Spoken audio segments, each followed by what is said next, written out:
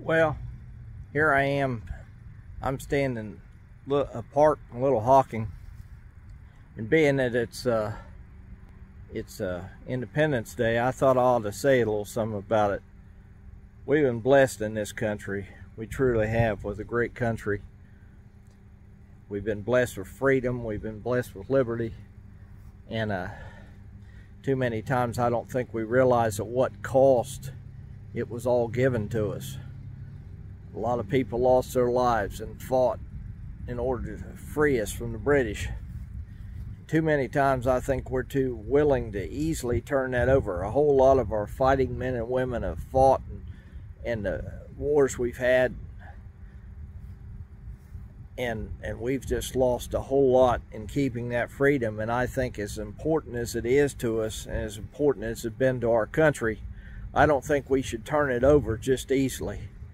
And I think on this Independence Day, I think it's important to get beyond the picnics and the fireworks and the celebrations, which all that stuff is good. I'm all for it.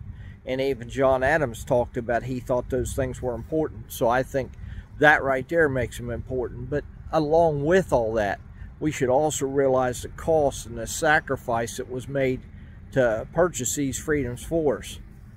And one other thing I want to talk about on this day is actually a man passed away on the 29th. His name was Woody Williams, Herschel Woodrow Williams.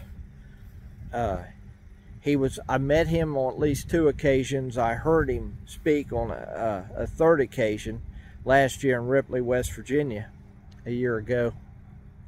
Woody Williams was a good man, a fine man.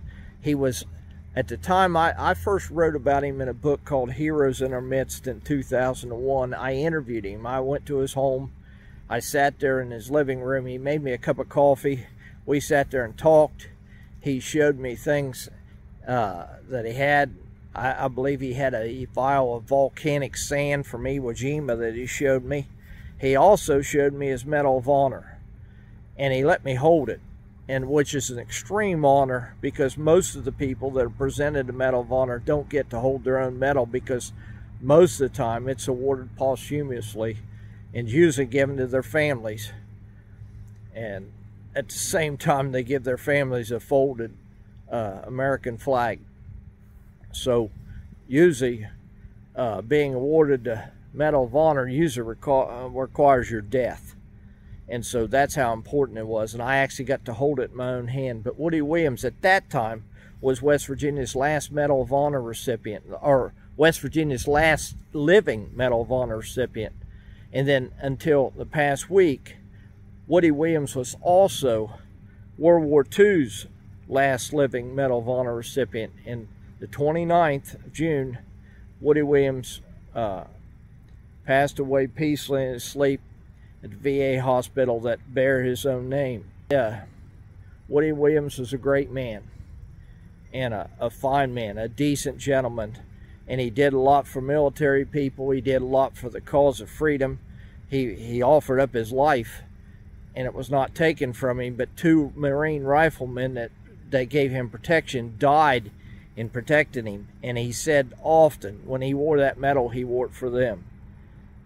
Woody Williams was a hero, and I think on this day we need to remember him and thank God that men like that have peopled our nation over the years. And as we look back on this Independence Day, I think it's also important that we thank God for the memory of Woody Williams, a doggone good man and a great loss to our country. Thank you for people like that. We thank God for people like that. I'm glad I had the opportunity to know him. I'm just sorry to see men like that pass off the scene. And that's all I had for you today. Thank God for the freedom that we have in this country, and don't give it up cheaply. That's all I got to say today.